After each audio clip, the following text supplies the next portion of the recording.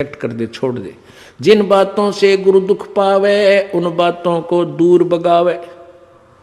उनको फेंक देते, कितना अच्छा लगता, छोड़ दे उन सब चीजों ने। अब जैसे शुगर के मरीज को अब मीठा तो अच्छा लग गया उसने, और डॉक्टर कहे भाई शुगर तो मरीज ये मीठा नहीं खाएगा, ना मिठाई ना चीनी,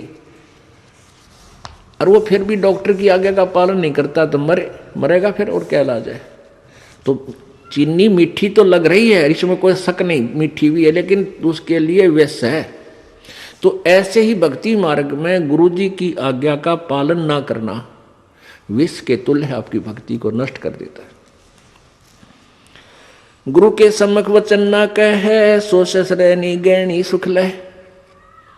गुरु जी के सामने एंड बैंड नहीं बोला, क्योंकि गुरु जी के सामने जैसे भगवान के पास जाना होता है ऐसे ही दृष्टिकोण से आना चाहिए। अपनी फरियाद करे, जो भी आदेश हो श्रोधार्य करे और चल पड़े, चाहे मन कुछ भी सोचता रहे, क्योंकि परमात्मा अंतर्यामी है, आपके सब दुखों से परिचित है, और वो आपके जितनी श्रद्धा आपकी होगी उतना ही निवारण आपको साथ साथ रिजल्ट देते रहेंगे। तो आपने समर्पण और श्रद्धा बढ़ानी है, उसके बढ़ाने के लिए आपको यहाँ बुलाया जाता है, भक्ति कराई जाती है, दान पुण्य करवाया जाता है, सेवा करवाई जाती है, ताकि आपकी श्रद्धा जितनी बढ़ेगी उतना ही प्रभु आपके संकटों का निवारण समांतर करता रहेगा। अब जैसे आप यहाँ आए और आते ही आपको ठीक कर दिया, आप ना हो भूल गए भी यहाँ, क्योंकि हमने देखे झाड़े लवानी है, झाड़े लवाए लाया, हो गया, आराम हो गया, बस ये क्या वहाँ जाना नहीं भूल कर फिर। तो यहाँ आते भी आपको सुख दिया जा सकता है, लेकिन ये परमात्मा चाहते हैं कि ये बच्चा आते कुछ तो राहत अवश्य देगा, ताकि आपका विश्वास बने। और आप पर आज कलयुग में आगे हो इतने पाप है, गिनती नहीं। एक सुख थोड़ा बहुत मालिक अपनी तरफ से अवश्य देता आपको, फिर 100 संकट और हैं अभी तो आपके ऊपर बैलेंस, वो भी निवारण करवाने हैं। तो फिर आपको बुलाया जाता है कि आप महीने में एक बार अवश्य आइए। आपको बुलाने का क्या तात्पर्य है कि यहाँ आने से आपको बहुत पुण्य मिलता है, आपको बहुत भक्ति लाभ होता है। आप बच्चे हो, आपको मालूम नहीं, ये दास डॉक्टर है, जो भी आपको कैसे कैसे आपके अंदर शक्ति प्रवेश करवानी है, प्रभु की पुण्य कैसे प्रवेश करवाने हैं, फिर ये ज्ञान आपके हृदय में पहुंचाना है। और जिस दिन आपकी श्रद्धा पूरी हो जाएगी, आप सपने में भी दुखी नहीं होगे, ये सत्कर मान लेना। क्योंकि पाप जब बढ़ जाते हैं, दिन में भी दुखी, सोए फिर भी दुखी, क्यों सपने भी बुंडे बुंडे आवे। और जब आप भक्ति करोगे, ढंग से लग जाओगे, आप वैसे भी सुखी, और स्वप्न में भी परमात्मा की भक्ति है, आरती करते होगे, कभी मंत्र कर रहे होगे, कभी मेरे गुरुदेव भगवान ये गा रहे होगे, स्वप्न में भी सुखी, यानी भक्ति स्वप्न में भी हो रही होगी। गुरु से शेष करे चतुराई सेवा ही नरक में जाई। ओह, जो गुरु जी के सामने चतुरता करता है, छल कपट करता है, उसकी जो सेवा है यानी वो पूजा समाप्त हो जाती है, धन भक्ति का, और कहते हो नरक में जाई, नरक में डाल दिया जाता है। शिष होए सर्वस नहीं वारे ही कपट मुख प्रीत उचारे। शेष होके और समर्पण नहीं किया तो क्या काय का भगत वो, और हिये कपट मुख प्रीत उचारे। अंदर तो दोष है, ऊपर तो मीठा बोला है, ये भगवान को पसंद नहीं। सो जीव कैसे लोक सिधाई बिन गुरु मिले मोहे ना पाई। गुरु से कपट करे चतुराई सोहन सा भव भर में आई। गुरु से कपट शेष जो राखे यमराज जाके मुगदर चाखे। गुरु जो जन गुरु की निंदा करही शुक्र सवान गर्भ में पढ़ही। गुरु की निंदा सुने जो काना ताको निश्चय नरक निदाना। अपने मुख निंदा जो करही परिवार सहित नरक में पढ़ही। अपने आप क्या बताते हैं परमात्मा के, अपने गुरुजी की निंदा यदि कोई कर रहा है तो भी आपने सुननी नहीं चाहिए। यदि गुरु की निंदा सुने जो काना ताको निश्चय नरक निदाना। जिसने गुरुजी की निंदा कान से भी सुन ली किसी नालायक ने, कहते हैं तो भी तू नरक में जाएगा, तेरा नाम खंड हो जाएगा। अब यहाँ समस्या एक आती है कि जैसे कोई व्यक्ति है निकम्मा, वो बुराई कर रहा है गुरुजी की, आप बैठे हो, ट्रेन में बैठे हो, बस में बैठे हो, या कहीं ऐसे स्थल पर बैठे हो, और वो चलो ऐसे वैसे स्थान पर हो तो उठ कर चला जा, आदमी इतना तो कर ही सकता है, लेकिन बस में बैठे हैं, ट्रेन में बैठे हैं, काफ़ी लंबा सफ़र है, और वो कोई निंदा कर रहा है और आप सुन रहे हो, तो आपके मन में शंका होगी कि मेरा तो नाम खंड हो जाएगा। नहीं होगा। क्यों नहीं होगा? क्योंकि सुनने का अर्थ ये है जैसे कोई आपके गुरुजी की बुराई कर रहा है, आप सुन रहे हो, लेकिन आपके हृदय में वो नहीं समा रही है कि सच ठीक कह रहा है। आपका मन ये कह रहा है ये अनजान व्यक्ति है, इसको पता नहीं, ये वैसे ही कह रहा है। आपके हृदय में उसके हाँ में हाँ नहीं बनी, तो आपने सुनकर भी नहीं सुनी। ये इनमें बहुत अंतर होता है एक एक बात में। और यदि आप उसके कहने से आपके हृदय में ऐसा आ गया कि हो सकता है हमारे गुरुजी ने ऐसा गलत काम कर ही दिया हो, तो आपने सुन ली, वो सुन ली, और आपके मन में स्वप्न में भी नहीं आए कि ये जो कह रहा सच्ची हो सकती है, तो आपने नहीं सुनी, तो आपको दोष नहीं। गुरु की निंदा सुने जो काना, ताको निश्चय नरक निदाना, अपने मुख निंदा जो करही, परिवार सहित नरक में पढ़ी। गुरु को तजय भजय जो आना, ताक पशुआ को फोकट ज्ञाना। ओए होए, अपने गुरु को छोड़कर और दूसरे में आस्था बनाता है।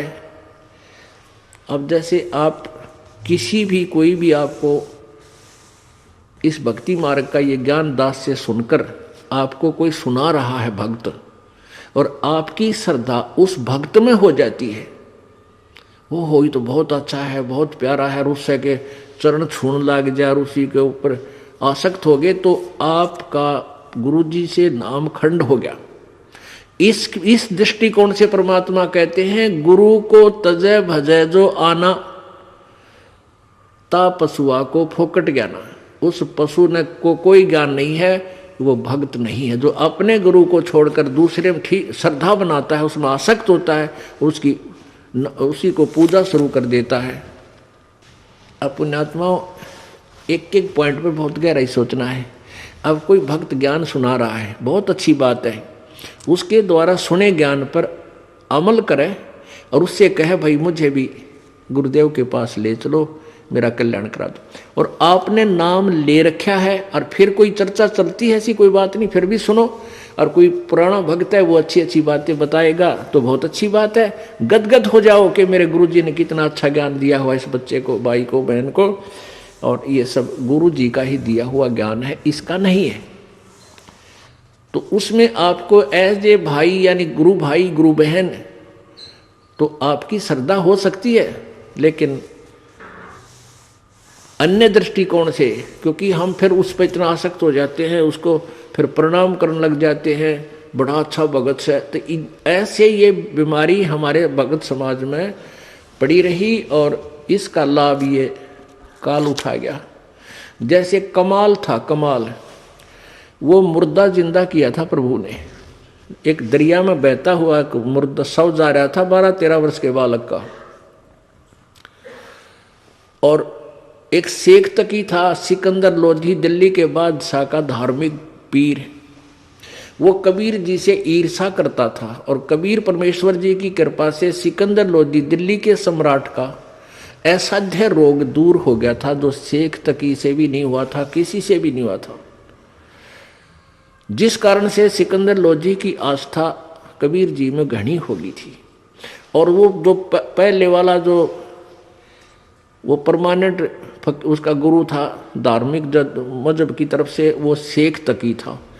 तो उस शेख तकी ने जब देखा कि कबीर जी में, मेरे सम्राट की, मेरे शिष्य की कबीर जी में ज़्यादा श्रद्धा होगी है, तो ईर्षा करने लग गया कबीर जी से। उसको नीचा दिखाने की चेष्टा में उसने कहा कि राजा या तो तू बाज आ जा और नहीं तो मैं, तो एक काफिर को गुरु बना लिया तूने, एक हिंदू को गुरु बना लिया, मैं तेरी पूरे मुसलमान समाज में तेरे बारे में बताऊंगा और सबको तेरे विरोधी कर दूंगा। अब राजा चिंतित हो गया कहीं तेरे राज को खतरा ना हो जाए।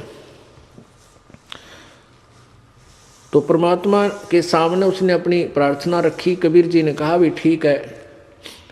तो शेख तकी ने क्या शर्त रख दी कि मैं जब इसको मानूंगा ये भगवान है, अल्लाह का नबी है, कोई मुर्दे को जीवित कर दे।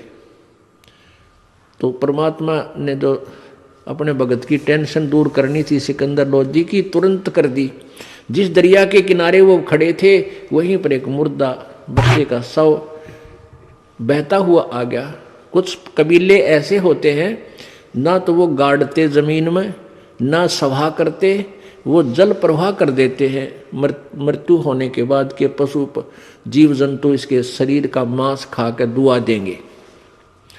ऐसे सुसज्जित एक बना करके प्लेटफार्म सा, फ्लोट सा, एक घास फूस का जो तैरता रहे ऐसा बना देते हैं, बेड़ा सा, उसके ऊपर शव को लुटाकर और चलता कर देते। तो उसी समय वो लड़के का शव आ गया। परमेश्वर कबीर जी ने अपनी शक्ति से उसको जीवित कर दिया था। तो सभी ने कहा कमाल कर दिया, कमाल कर दिया। उसका नाम कमाल रख दिया और उस बच्चे को अपने साथ अपने बालक रूप में, शिष्य रूप में रख लिया। अब वो युवा बालक हो गया। कुछ दिनों के बाद 10-15 साल में 20-25 वर्ष की आयु का हो गया।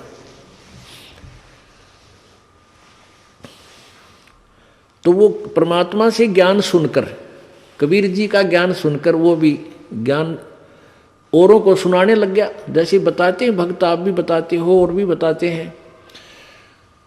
अब जवान लड़का था, अच्छी आवाज थी, बढ़िया गला था, परमात्मा की वाणी गा गा के इतने सुरीले ढंग से सुनावे। तो जो परमात्मा कबीर जी के शिष्य थे वो 64 लाख, उनमें से बहुत सारे कमाल जी के ऊपर आसक्त हो गए। ओहो कमाल तो भाई कमाल है, तेरा नाम भी कमाल, तेरा काम भी कमाल, और भाई तो गुरु जी से भी बढ़कर हो गया। ओहो आप तो गुरु जी से भी अच्छी जो है ना ज्ञान सुनाते हो। अब इस बात से वो कमाल फूल गया, वो यानी उसमें अभिमान छा गया। और कबीर जी परमात्मा उसको बार बार धिक्कारते थे, उसको धमकाते थे कि निकम्मे तू अपना कर्म बना ले और प्रभु मत बनाए। लेकिन ये प्रभुता की भूख इतनी बुरी होती है, जीव नरक जाना स्वीकार कर लेगा, प्रभुता छूटे नहीं। कहते हैं राज तजना सहज है, सहज त्रिया का नेह, और मान बढ़ाई ईर्षा दुर्लभ तजनाई। और जब तक ये नहीं तजे जाएंगे इतना भगवान नहीं मिले। तो हम निकले भगवान के लिए, हमें पता है मनुष्य जीवन मिला भगवान प्राप्ति के लिए, और फिर उसमें कोई वस्तु बाधा उसने फेंक दे तुरंत तोड़ के, उसको एक तरफ फेंके तो भगवान मिला। लेकिन उस कमाल ने परमात्मा के आदेश का पालन किया नहीं, तो प्रभु ने उसको धमका दिया।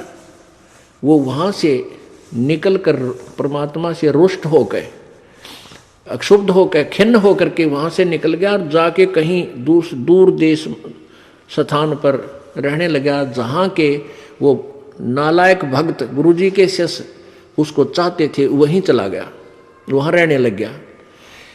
अब वहां रहा, उसने एक छोटा सा आश्रम बना लिया। अब पुण्यात्मा समर्थ जो कार्य करता है कोई जीव नहीं कर सकता। जैसा कल उदाहरण दिया था कि जैसे वायु बहुत लंबी चौड़ी है, बहुत ज़्यादा था है, और उसमें से एक टायर में पंप से हवा भर भी ली, वो टायर ट्यूब में टायर में डालकर ट्रक में डाल दिया, ठीक है वो काफ़ी सहयोगी होगी वह हवा उसको, लेकिन वो तो सीमित है। ऐसे ही किसी भक्त ने, उस कमाल ने परमात्मा की कुछ दिन सेवा करके, दोनों नाम दिया, उसकी भक्ति करके कुछ शक्ति अवश्य होगी थी, लेकिन वो जीव ही था। और वो अनजान भक्त जो परमात्मा के शिष्य थे कबीर जी के, उस पर आसक्त हो गए। तो यहाँ बताते हैं गुरु को तजय भजय जो आना ता पशुआ को फोकट गया ना। जब कबीर खुद बालक बैठे और उस वो कमाल के टिंडे देगा उन्हें, कमाल की बात। यहीं से हम गिरते, सतर गिरता गिरता यहाँ आ लिए। हम सतलोक में इसी तरह गिरे थे। हम अपने भगवान को छोड़कर परमेश्वर कबीर जी सत्य पुरुष को, और ये ज्योति निरंजन काल वहाँ तपस्या कर रहा था एक टांग पर खड़ा होकर। हमने अपने भगवान से हृदय हटा के इसमें लगा लिया और इसका फल यो मिला। गधे कुत्ते सूअर 84 लाख योनियों में कितना कष्ट उठा रहे हम और फिर वही फिर दोहरा रहे हैं क्योंकि ज्ञान नहीं हमने। तो उसने क्या किया, कमाल ने वहां रहने लगा। अब जो भक्त परमात्मा के पास आते थे उनको सुख होया करता खूब। अब वो चेले बन गए कमाल के। अब 5-4 वर्ष तो उनके काम ठीक चले क्योंकि जो हैंडपंप से पानी उन्होंने ले लिया था वो जब तक चला उनकी पुण्य कमाई तब तक तो वो दुखी हुए नहीं। फिर कोई काम उनका होने लगा नहीं तो धीरे धीरे वो कमाल से भी हट गए। अब कमाल ने 5-4 और चेले रख रखे अपने आश्रम में रख रहे तो वो कहने लगे गुरुजी यहाँ भगत तो आने ही बंद हो गए। तो उन्होंने कहा भाई यूँ करे कि गुरुजी का जन्मदिन मनावांगे कल, जेठ की पूर्णमासी आ गई, सब न कह दे भाई कल जेठ उतरते की पूर्णमासी है और गुरुजी का प्रगट दिवस मनाएंगे और खीर खार बनावांगे, भंडारा करेंगे, सभी गांव वालों दूध लाइयो, दूध पहुंचाना। अब पहले कोई समागम करता था तो गांव वाले खुश होकर दूध ले जाते थे और ठोक देते थे ड्राम के ड्राम। अब किसी का लाभ होया नहीं, सारे की बयान बैठी होगी, दूध रहा ना ढंगता तो सब कपटी हो गए। अब सब ने सोचा भी बखत से दूध डालावांगे और ना डाल कावांगे तो यू नाराज हो जाएगा, कदे शराब स्वरूप ना दे दे। कमाल है। और प्रत्येक के मन में, क्योंकि परमात्मा कबीर जी खेल खेलते हैं। अब वो जो भगत थे गांव वाले जो 50, 60, 100 जितने भी थे उन्होंने सबके मन में के दुर्भावना आ गई कि बखत तो उठ कर सबसे पहले मुंह अंधेरे जाऊंगा और दूध की जगह पानी का लोटा डालूंगा, किसने बेरा पट्टा है। अब सुबह सुबह लाग गई लाइन, महाराज जी सत साहेब, कहाँ भाई सत साहेब, आज दूध लाए हैं, डाल दो भाई वहाँ ड्राम में जो पहले कराया करते। अब कपड़ा उठावें और पानी तरड़ा डालें। गुरु जी ने महाराज जी ने पता लग जाएगा हाँ डाल रहा है कुछ, दूध डाल गया। एक आधे भगवान ने उसमें दो चार दूध भी डाल दिया होगा। कमाल बोला भाई आता दूध बहुत आ गया और बच्चों खीर बना लो। अब वो लग गए खीर बनाने, वो ड्राम पानी का भरा, थोड़ा बहुत दूध उसमें कितना गिर गया को भगवान। तो कहने लगे गुरुजी तो सारा पानी का फुल भरा है। कुमार बोला झूठ बोलो, देखा जाएगा सारा पानी का भरा, किसकी खीर बनी थी।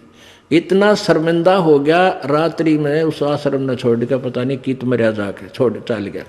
तो इस प्रकार परमात्मा कहते हैं अब आप भी मरिया और उन शिष्यों उन पुण्यात्माओं को ले डूबा, नकमी आत्मा जो परमात्मा से जुड़ी थी। गुरु को तजय भजय जो आना, तापसुआ को फोकट ज्ञाना। गुरु से बैर करे शिष जोई, भजन नास और बहुत बिगोई। पीढ़ी सहित नरक में पढ़ी, गुरु आज्ञा शिष लोप जो करही। चेला अथवा उपासक होई, गुरु सुमुख ले झूठ संजोई। निश्चय नरक पड़े से सोई, वेद पुराण भाकत सब कोई। सम्मुख गुरु की आज्ञा धारे, और पीछे ते सकल निवारे। एक सामने आकर के तो हाँ जी हाँ जी हाँ जी, और पीछे ते छोड़ देने कि जरा फिर देखेंगे। तो कहते हैं सम्मुख गुरु की आज्ञा धारे और फिर और पीछे ते सकल निवारे। यार सब ने रिजेक्ट कर बैठे। ऐसे नकली शिष्यों का उद्धार नहीं होता। सोच से घोर नरक में पढ़ी, रुद्राद पीवे नहीं तरही। मुख पर वचन करे परवाना, घर पर जाए करे विज्ञाना। मुख पर तो सारी बात माने और घर पर जाकर चौधरी पाक अपने हिसाब से सेटिंग करो ना, नहीं ऐसे ठीक नहीं गुरु, ये ऐसे होना चाहिए। तो परमात्मा कहते हैं आप जीव हैं और जीव संज्ञा में ही रहना चाहिए। आपने परमात्मा की आज्ञा में कोई भी दोष नहीं निकालना चाहिए, फाइनल हो। अब गुरु जी की आज्ञा देगा आपको।